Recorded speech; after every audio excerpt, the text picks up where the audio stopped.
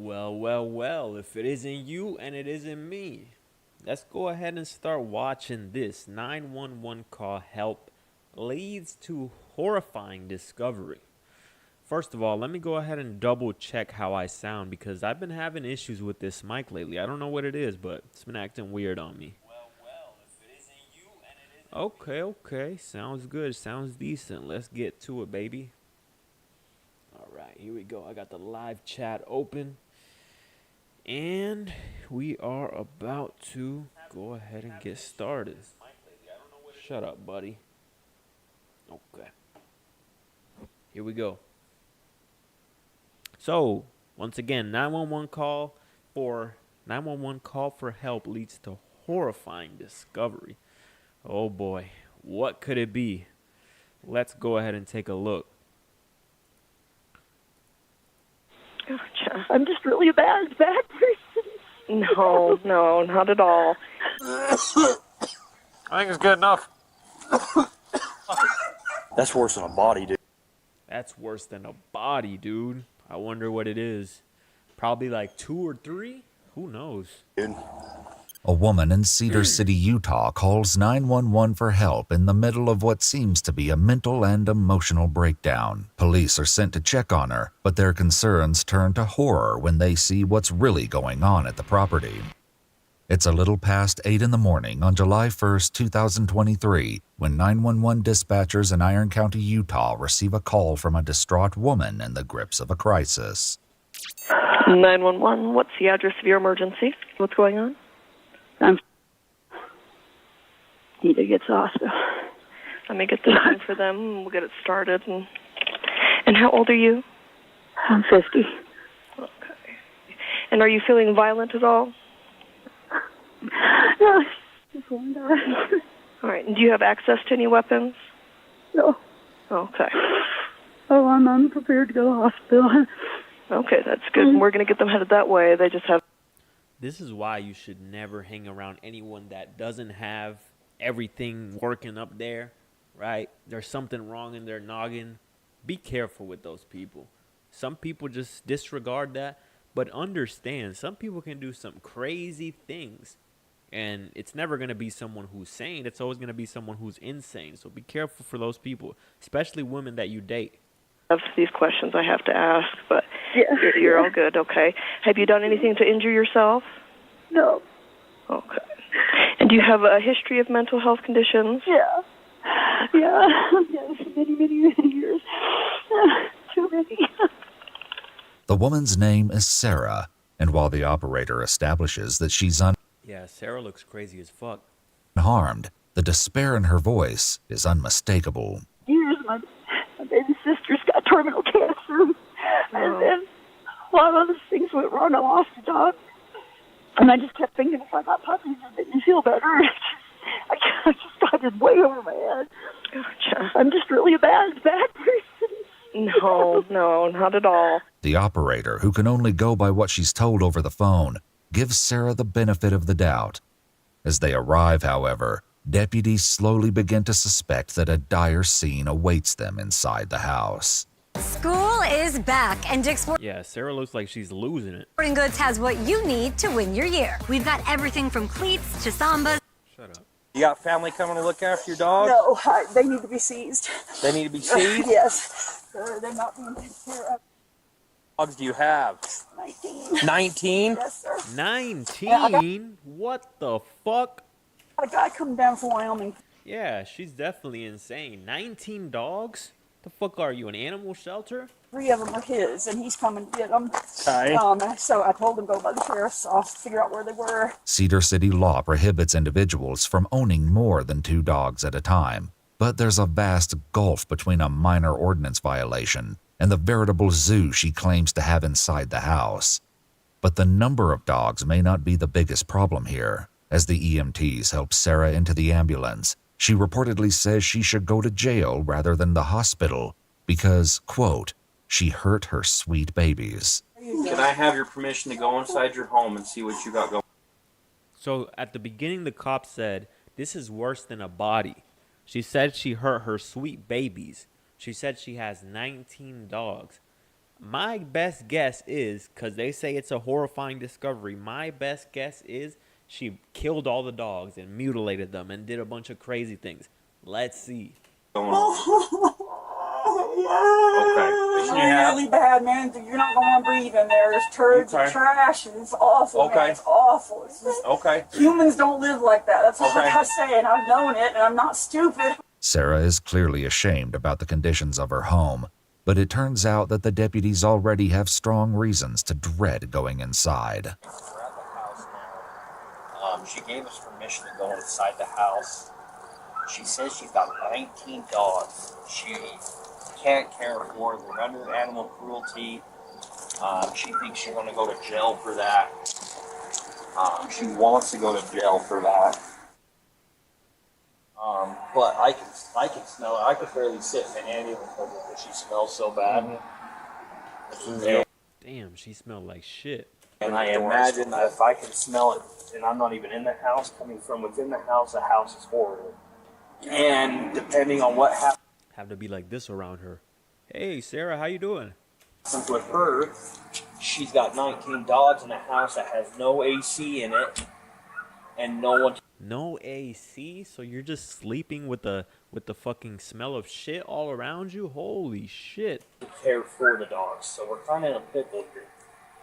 The temperature in Cedar City that day would reach a high of 89 degrees.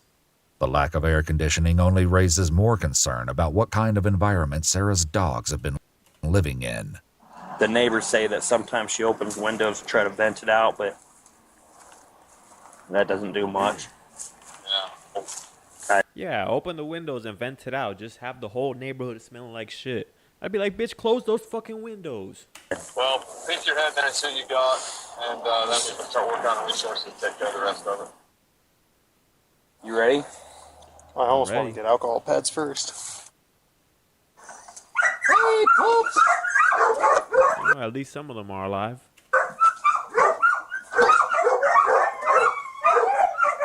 I think that's good enough. Damn, smells that bad? Holy.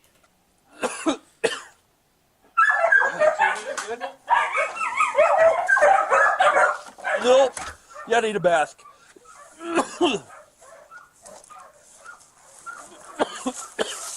Oh my god. Friggin' SCBH. I'm going to switch. That's how it be when someone is just hella musty around you. I remember one time I walked into the gym at my community, walked in, there was one guy, he was working out. He said, hey, good morning, man. I could not fucking breathe. This man smelled like straight armpits. And the fact that the community gym is kind of enclosed, it's kind of small, it only has 4 walls, the entire air smelled like straight musty armpits. Almost killed me. I'm surprised I still survived. Like,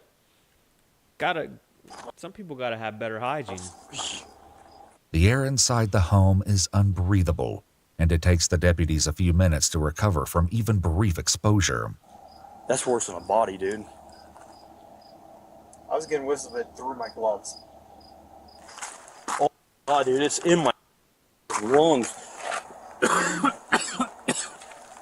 Well, let's get Caleb out here. He's going to have to walk us through this, dude, because I honestly don't know what to do. It's unhabitable, dude. It's absolutely unhabitable.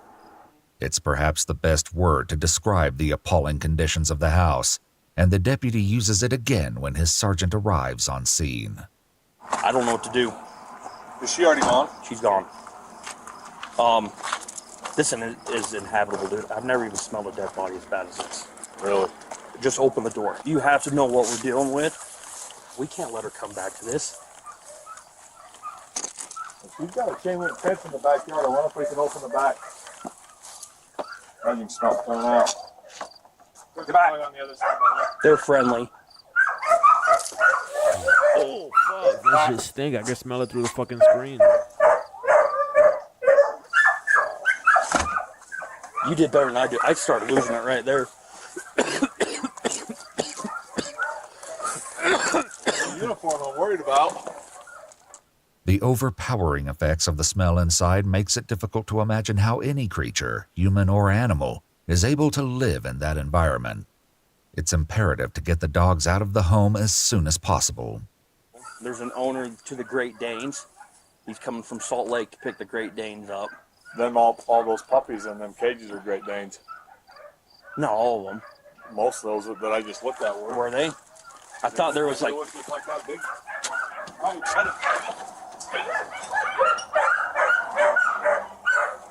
Because there's this little... This Yeah, little this guy. one, but you look back in the back. Great Danes for that husky back there. Easy. Stop it. As the cops try to find a way into the So what's the horrifying discovery? A bunch of shit in the house? That's it? There has to be more to this. fenced backyard, they begin to wonder exactly how and why Sarah has amassed this outrageous number of dogs. She probably killed someone. Okay, now I'm starting to think about it. Why did she have 19 dogs? She probably killed someone. She has them buried in the backyard or something. And now she just needs the puppies to be around her to help her out with her mental health. Help her cope. Well, I think she's advertising that she trains them. Yeah, she trains them to shit all over the place. It'll take Doing a further very good investigation to turn speculation into fact. In the meantime, the cops have problems that require more immediate solutions. Got a doggy door and my bed is or something too long. Sam, do you got a saw? Saw? Yeah. Jump over the gate, man. And she does have AC and maybe it be turned off. There's a plastic cover for the dog.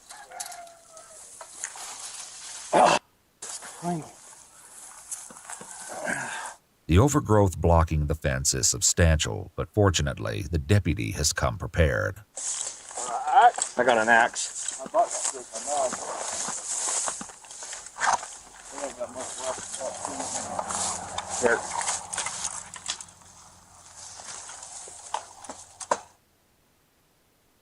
Come on. Come on, Pops. Come on, Hey, Pops. come on out. Come on, puppy. Come on. Come on.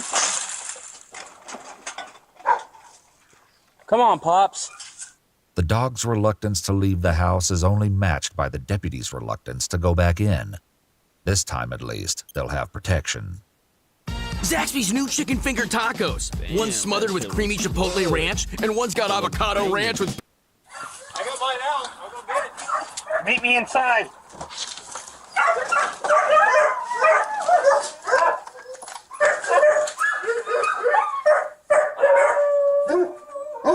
It's okay. It's okay.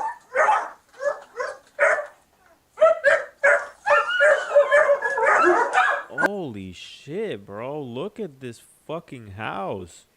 What the fuck? How can someone live like this? Oh my goodness. You really gotta have some fucking mental health problems, because what the hell? You're literally living in a trash bin.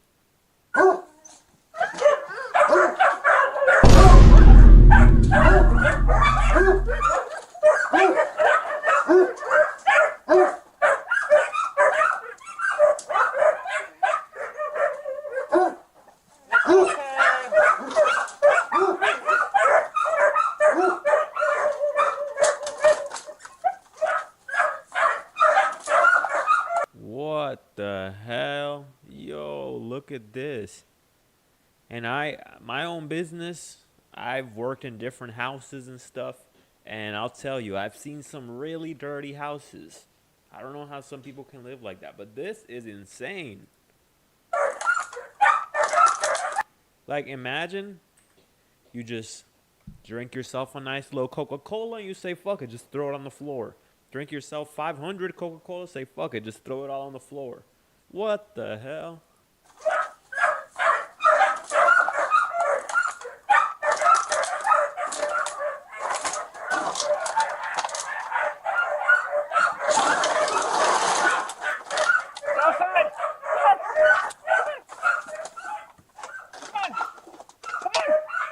Come on, big dog. Come on. Come on, buddy. The dog on, doesn't buddy. quite trust this masked stranger. But his lack of aggression leaves the deputy free to take in the full horror of the scene around him. It's okay, boy.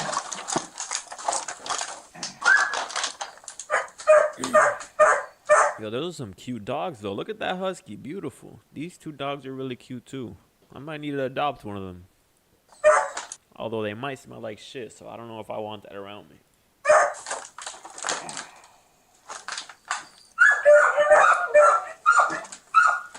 That animal, severely starved, skinny, no water. That's okay.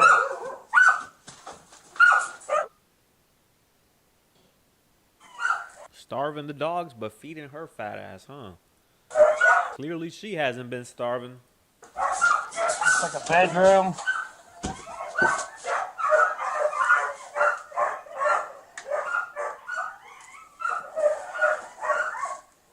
She does have dog food in one bag. Oh, wow. Look at that. Huh. She's got some Febreze. Never mind, guys. The house must smell great. Look at all those Febreze. I was mistaken. She does have dog food in one bag. 2 bags of dog food.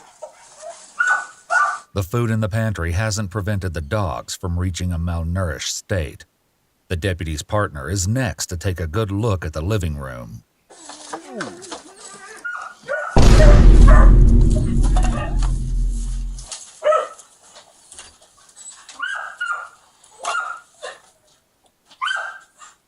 As he comes to terms with what he's seeing, his partner dismantles a fortress of wire and cardboard blocking access to the hallway.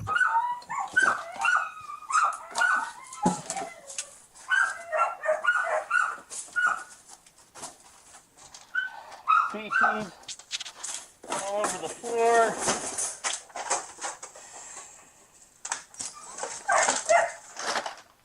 Hey, Sam, if you can find a window, let's start opening windows.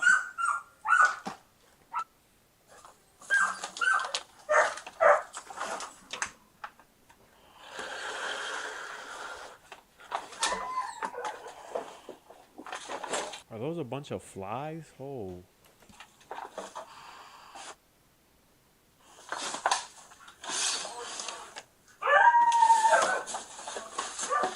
Meanwhile, the other deputy searches what appeared to be an abandoned wing of the house.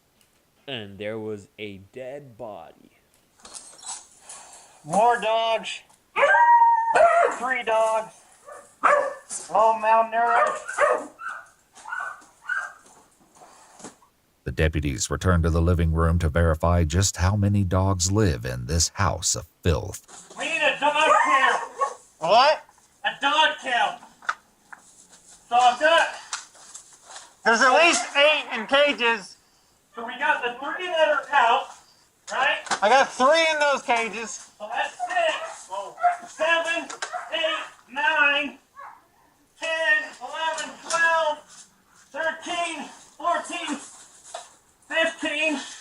One under here. The home must be seen to be believed, which is exactly what the sergeant has in mind. Take some cell phone video. Are you willing to sacrifice your cell phone? Yeah, it's fine, but have you touched anything? Yeah. Look, the air. Hey, this is bad. Hey, yo, he said I touched the air. That fucking stench. I'll go get mine. This one right here was a We dead have dog. He just 19. went dying there. I'm pretty sure Oh, look at that cute little puppy.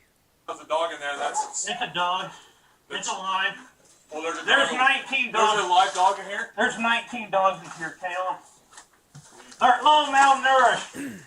A local animal sanctuary called Best Friends will help relocate most of the dogs.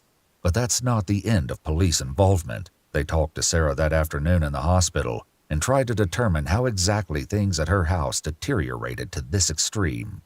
Okay, so, and this part might freak you out a little bit, but I'm going to read you your rights. It's only because in order to ask you questions about what's going on, I have to read you these first. I've kind of got a little background of your training that you do with the animals, and Not anymore, but yeah, I was doing. yeah, maybe not anymore. This is a repetitive problem.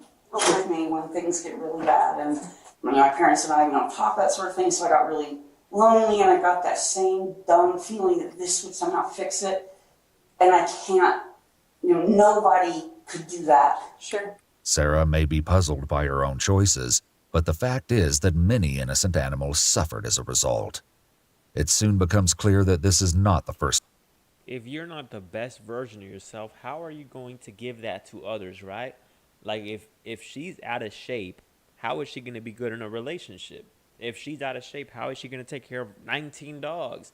Like maybe if she became the best version of herself, she cut down that weight, she got in shape, made sure she was looking good, Sarah 10.0, then maybe all these 19 dogs would receive the best care that they could get. They'd have all those fucking filthy ass shit on the floor would be cleaned up. But First time this has happened. Have you ever had a police case about this kind of thing before in Tennessee? I have had, the Ray County Sheriffs, they didn't do anything because, once again, I was extremely mentally ill. I said, would you please take them? I can't care for them anymore. So they did take them and some things. So yes, there has been some police involvement. As regrettable as it is that Sarah hasn't learned from her previous failures, there is an even more frightening truth about how she acquired some of the dogs. she murdered 10 people. She murdered 19 people and took each and every one of their dogs as a souvenir. Have you come across the 3 that you did have that belonged to someone else? I saw he had a Great Dane puppy for sale, and he said, and I said, oh, she's cute, but I don't have $800. So, and then he said, I told him I was a dog trainer. So 2 of them were theoretically mine, and the male was always his that I was going to train to pay for the 2 girls. In an interview with the local news, Ryan, the owner of those Great Danes, said it had been months since he'd heard anything about the training progress of his puppies. Indeed, it was only when he told Sarah that morning that he was on his way to pick up the dogs that she turned herself in to the police. Straight up with everybody about everything and stop hiding behind the shame or whatever, and just say, sadly, this is who I am. I hope it's not all I am, but it's, yeah. Ryan's imminent arrival may have inspired Sarah's honesty more than her own breakthrough, but it's worth noting that she didn't just tell him in passing that she was an animal trainer. She advertised her business, Pet Pros Behavior Services, on Yeah, come bring your animals over to this stinky, stench-filled house. Come on in, bring them over here. Bring them in nice and showered, take them home smelling like complete shit. Facebook and elsewhere, offering 1.5 2 reviews, 1.5 stars. in-home and remote training sessions for a premium price. The police report states that Sarah's house and even the inside of her car was covered in Oh, hell no. feces. Ironically, the only part of the property relatively free of feces was the yard. Sarah tells the deputies that she hasn't been able to properly feed and care for the dog. You know one thing that I hate about owning a dog, because the last dog that I owned him for like a week. He was a husky. And what I hated the most was having to walk him after a long day. You know, you're tired, you just want to relax, you've worked all day, and you got to take him out to take a shit. But I guess Sarah here discovered a better way. You don't even have to take him out to shit. Just shit all over the floor, it's no problem. I think I'm going to keep that in mind. Next time that I have a dog, I might have to use Sarah's method. Come home from work, you're tired. Fuck it, buddy. Just shit on the floor. It's all good, man. Dogs for at least 3 or 4 weeks, an admission that at least partially explains the condition of her animals and the disaster that is her home. I can say that I have no idea how you lived.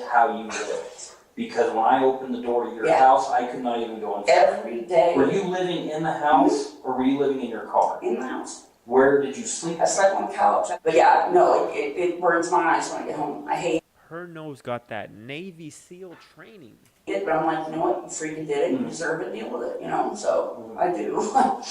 If Sarah is saying she deserves the consequences of her actions, it's something that she and the deputy can agree on. I'll be honest with you. I'm going to press criminal charges upon you. Okay? From what I could observe within dogs, no dog should have to go through what them dogs go through. them dogs would probably be better off, and some of them might not make it. They're in such conditions as so. Okay. In addition to the horrific injuries already mentioned, the police report goes into much more detail, noting that all What do you think? Should I just throw this on the floor when I'm done with it? Sounds like a pretty solid plan. 19 dogs appear to be skinny with all skeletal bones showing under the skin. It goes on to say that most of the dogs could not stand or move properly because of the tight living conditions, which brought about body deformities. A few dogs, the report states, were close to death.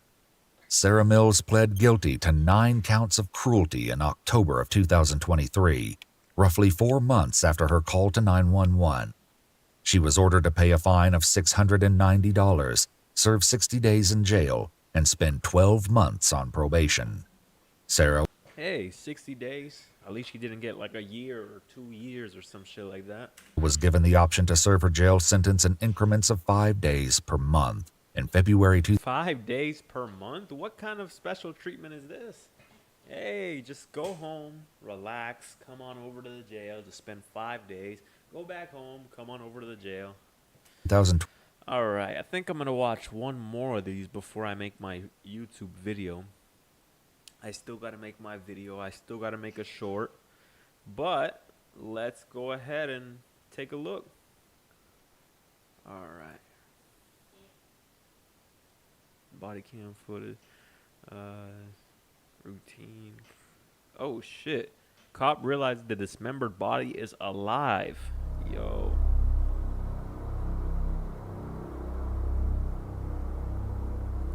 Did this guy get hit? Yeah, he's missing a leg, and the other one is all like I don't know if his pants or anything hold him on or what. His foot there and stuff on this side, part of his leg is on this side. He's a mess, but he's still alive. He's still alive. In a remote area of western Nevada, railroad workers call the local sheriff's department to report a dismembered body lying in the jagged rocks alongside the tracks. The treacherous desert terrain forces the responding deputy to ride the train back to the location of the sighting, roughly a mile from the nearest highway. When he finds the man miraculously conscious despite catastrophic injuries, he'll have to do everything in his power to keep him alive as the sun sets on this desolate landscape. It's early evening on April 7th, 2024, when the Churchill County Sheriff's Department receives a call from the train operators in an outlying area. Sheriff's Office? Yes, ma'am. Hi, this is Hyman with Union Pacific Railroad. I was calling because I had a train crew report a individual that's laying down on our right-of-way. We're not sure if he's injured of any kind. The train crew thinks they may have seen the person move. And is he laying down on the tracks or next to them? Next to the tracks. The details are sparse, but the caller provides enough information for police to begin investigating. Unfortunately, when Deputy Ty Nelson arrives at the railroad tracks, he discovers that it will be no simple feat to actually get to the individual. Hey, Sarge, can you hear me? Yeah. Did this guy get hit? Yeah, I'm not sure. So I'm at the railroad crossing, and he's saying it's going to be easier to catch a ride on the train to where he's at because you can't get to it in the truck. If it's critical, let us know so that we can get care flight. Perhaps no law enforcement shift can be considered typical, but riding a train to the scene of the incident is unusual by any metric. Nonetheless, Deputy Nelson knows that the situation is urgent, and he's about to learn that the victim is in even worse shape than he realized. What's that? Let's jump on the rear locomotive and he'll take his time. Alrighty.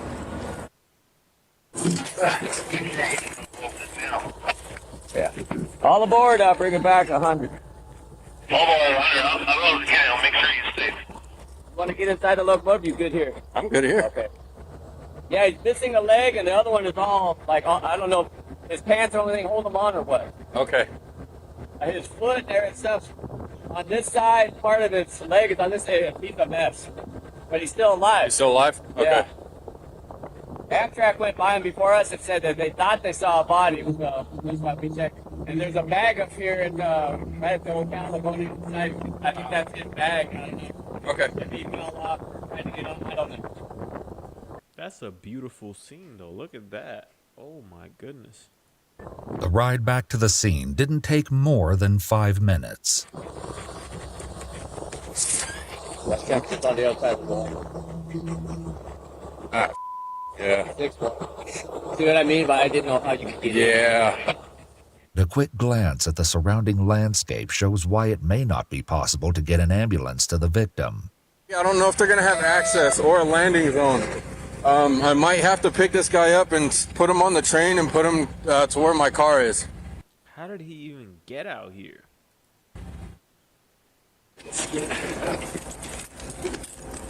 Was he laying on the train tracks or something, trying to kill himself? Sir. Sir, can you hear me? What's your name? Can you tell me your name? Can you hear me? Sir, I'm Deputy Nelson. Can you tell me your name? Huh? Okay. Hearing about the man's injuries from a witness is one thing. Seeing them up close is quite another.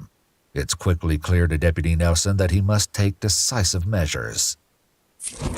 Deputy Nelson, I'm going to be putting a tourniquet on you, okay?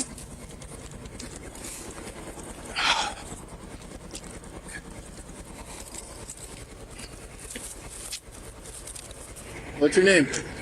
I can't hear you.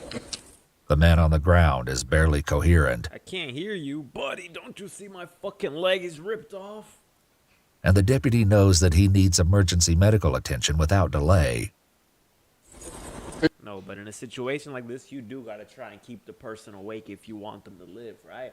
Because if your mind goes unconscious, you fall asleep, then your mind stops sending the signals to your fucking organs to keep breathing and pumping blood into your heart and all that.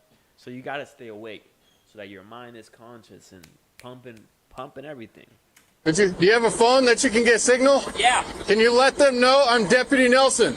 Tell them to get Care Flight on standby and get them here now. Okay. As soon as possible. 911? Huh? 911 or what? Call them, tell them that you're here with me, and tell them that we're going to need Care Flight. You want me to call? 911. Okay. Yeah. This is what we've trained for, people. Omega Incursion. Tell them I have a double amputee. Double? Okay. Shit, he lost both his legs.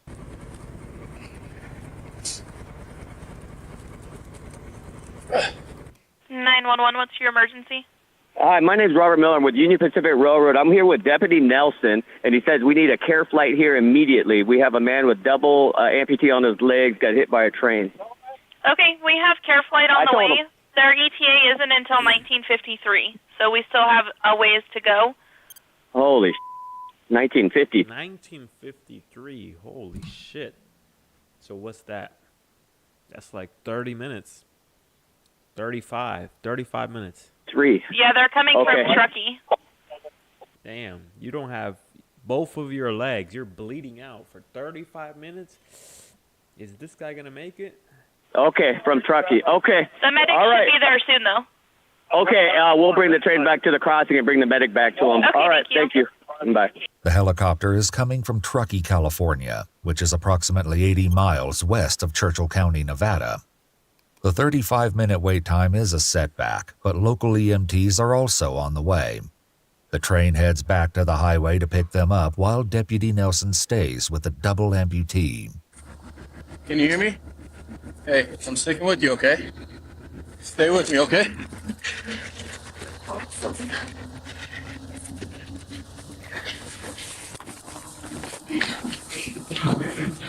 I'm gonna lift your head up, okay? I'm gonna put your head under my my jacket under you. All right? Is that better? Can you hear me? Yes, sir. What's your first name? Bird? Do you have ID on you? Do you have a wallet or anything? The victim can't quite articulate his name, but that won't prevent the deputy from providing all the comfort he can under the circumstances. All right, I'm here with you, okay? Can you squeeze my hand? Good. All right, don't squeeze. Hold off on it. Squeeze again. All right, that's good. That's good. All right, stay with me, okay? Hey, shout out to this police officer. I got you. Can you open your eyes for me? Right, that's good. It's real good. Holy shit, the pain that this guy must be in is crazy. All right, just stick with me, okay? The man isn't capable of having a conversation, but the officer does manage to find some. For those of you who don't know, this is a cop finding a dismembered man who is still alive after losing both of his legs, and the helicopter is not going to come to save him for 35 minutes. So let's see what happens. Is he going to survive? Something helpful in the nearby rocks. Victor. Okay. All right, Victor. Nelson, okay? Call me Ty. I'm here for you. All right? You're going to be okay. All right. We're not going to move you, okay? I'm not going to move you because I don't know if you have any spinal injuries or anything like that. Okay? No, stop moving. Just sit here, okay? I understand that you're probably in a lot of pain, but I need you to stay still, okay? Hey, it's no. That man needs some Percocets. Nelson. Hey, my subject's name is going to be last of Reynolds, first of Victor. I don't have a date of birth. He is conscious, barely alert, barely mumbling. He is a double amputee. Okay, I advise the medic. Okay. I'm not going to move him. I don't know if he has any back or spinal injuries. He is breathing, though. Okay. All right. It's not clear how aware Victor is of what's happening around him, but it must surely be a comfort that he's no longer spending what might have been his final moments lying alone in the drift of rocks beside the railroad tracks. As for Deputy Nelson, he does his best to keep Victor still while being mindful of his agony. Your back is hurting?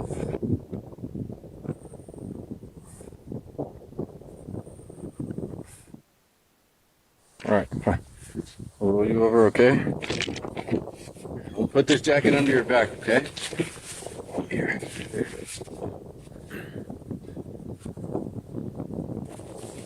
All right, stay right there. Here, you can roll back over. I got my jacket under your back, okay, if you want to lay on my jacket. All right? Oh, stop trying to move. Victor, I need you to stop moving, okay? I'm not going anywhere, okay? We have paramedics on their way. Medics have indeed arrived at the railroad crossing, and they too will have to ride the train back to the scene of the grisly accident. Can you still squeeze my hand? Can you open your hand all the way? Can you open your hand all the way? Man, I hope Victor's doing all right today. All right, squeeze it. There you go. It's a hell of a story. Good job. Good job, Victor. All right, good job. All right. All right, sounds like the train's coming, okay, so that means the medics are coming.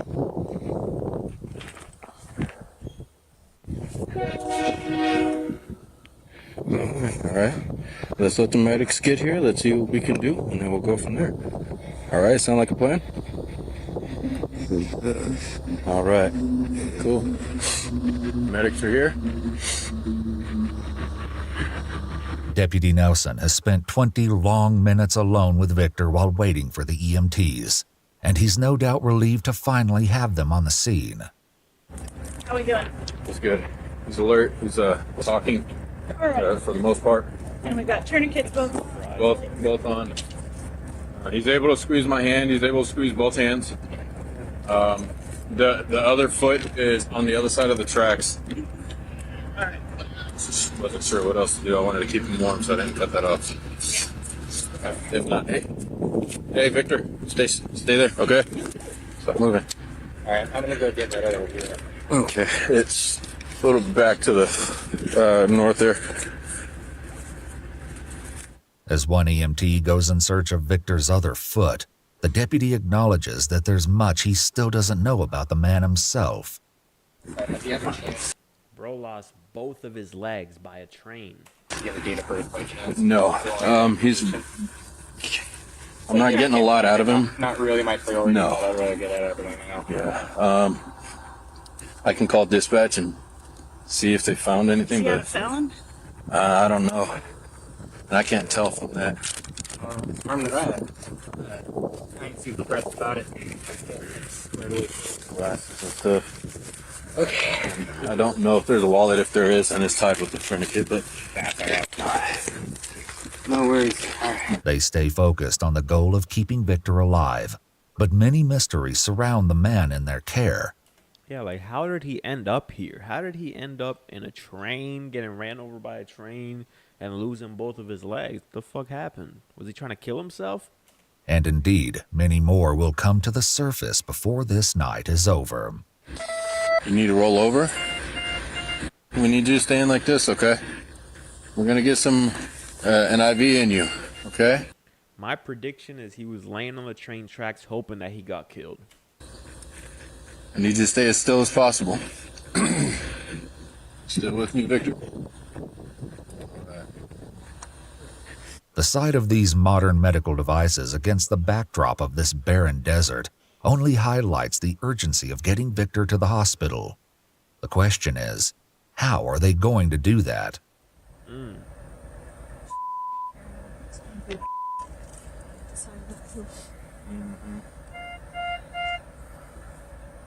Yo, this job must be crazy. Every single day you're seeing people just torn apart with the worst injuries ever. This must be a crazy job. Kudos to them. On the stretcher? Huh? Are you putting them on the stretcher and taking them over? Okay. No stretcher, huh? It's gonna be a blanket. I got him. Eyes are still opening. Hands are moving.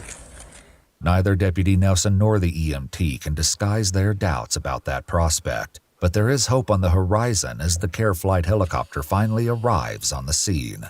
It looks like he's going up to the crossing. We might go up there and try to get his attention. He didn't see us as we went by. I'm sure he saw you. I don't know. Yeah, he's probably trying to find a landing spot. Just try to find a place to land that's safe.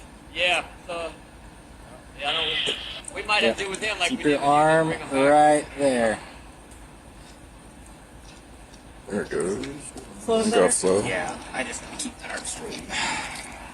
Hey, Victor, keep your arm straight right there, okay? Don't move it. Hoping for a break, the deputy surveys the area for an acceptable place where the helicopter could land. Oh,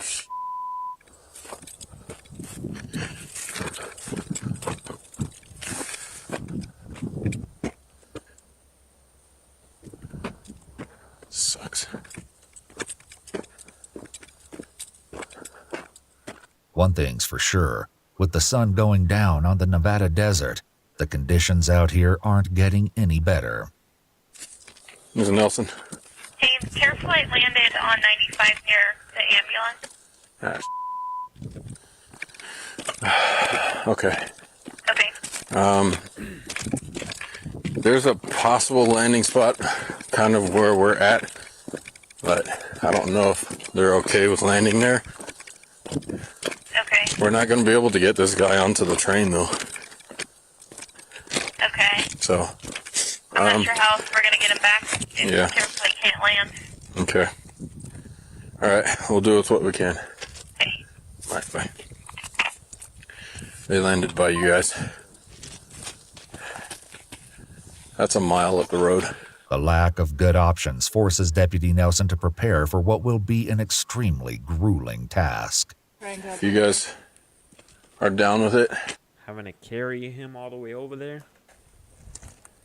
I'm willing to carry him as far as I can. We might not have Take another breaks. choice. Yeah, we don't have a choice. It is what it is. Let's do it. Alright. I mean, I'm sure he's not too heavy if he's missing 2 of his legs. The blanket? Here, It's just a matter of all the blood. yeah, let's try to see if we can get to the blanket kind of wrapped around him. No one can pretend that this will be anything other than a tough journey, but they are willing to do what they must to save Victor's life. Fortunately, it won't come to that. Can I get the flashlight? Let's see if I can go. Show them what.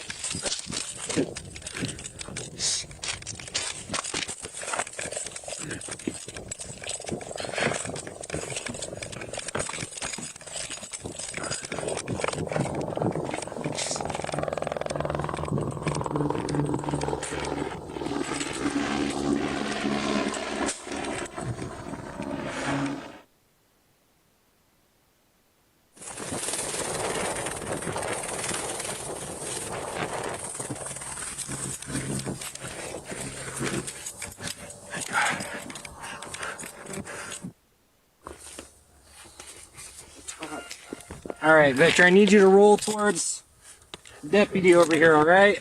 Attaboy. All right. These mushrooms make you feel better. They increase focus and energy while keeping you calm. Not a whole lot. Not a whole lot. Yeah. All right, so our plan is to use the blanket as kind of just a sheet and just like drag him up to the... Yeah, it's kind of the plan. Do you guys want to take his limbs with you now, or do you want to come back for him? No. In a night filled with unpleasant questions, this won't be the last. What's the deal with the dog in the backpack? I have no idea. I haven't established that part yet. What dog in a backpack? Deputy Nelson arrived at the railroad tracks that evening with very little information, knowing only that it was a welfare check on a, quote, male subject laying down next to the railroad tracks and possibly a backpack with a deceased dog inside. Police take Victor's backpack from the scene and photograph it, but there's no further explanation of its origin or its unsettling contents. Appreciate it. Thank you for landing here. Oh, man. No. I don't think that would have been. Those are some steep steps. Victor's lonely nightmare by the railroad tracks is finally over, and now it's time for Deputy Nelson and the EMTs to climb those steps one final time for the ride back. On board, clear red zone on the B-1 here. Anybody thirsty? Want a water? Not at the moment, thank you though. Sure. I'll take one. Hydrate or dihydrate. Thank you. What a start to our night. Yeah. The night may still be young, but it's not one that Deputy Nelson is likely to forget, nor is he quite done. There are still many unanswered questions about what exactly happened here. Unfortunately, finding those answers won't be easy. The Union Pacific guy who was on the train told me that it was possibly 2 trains before him. Stated that there was an Amtrak train that had noticed the guy on the side of the tracks, and they reported it to Union Pacific, and then Union Pacific called us. So he was assuming that it was the train before Amtrak. My guess is that this guy probably was somewhere in the consist of the train and jumped off or fell off or something, so probably won't have any images of it, but they'll be able to tell you which train it was. Unfortunately, narrowing down the correct train may be even more difficult than that. I've had stuff like this where somebody got their leg cut off and they were there for a solid 24 hours. Mm-hmm. Trains went by and nobody saw them. So this could be something completely different than what we're all thinking. So just a suggestion, if this is something where maybe you could talk to him tomorrow, get more info, it'd probably save you a lot of spinning your wheels. Okay. The idea that Victor might have suffered that long without assistance is nearly unthinkable. And unfortunately, the police report does not provide a definitive answer as to when he was struck. He was transported by care flight to Reno, Nevada, thus bringing Churchill County's involvement in the case to an end. On May 1, 2024, roughly 3 weeks after the incident, Sheriff Richard Hickox presented Deputy Ty Nelson with a letter of commendation for the, quote, compassion, empathy, care, and professionalism displayed on that unusual call for service. Interestingly, Deputy Nelson had joined the forces only a few months ago before the incident and had already shown such courage. Unfortunately, while several Facebook users asked about the victim's survival, the sheriff's office did not respond.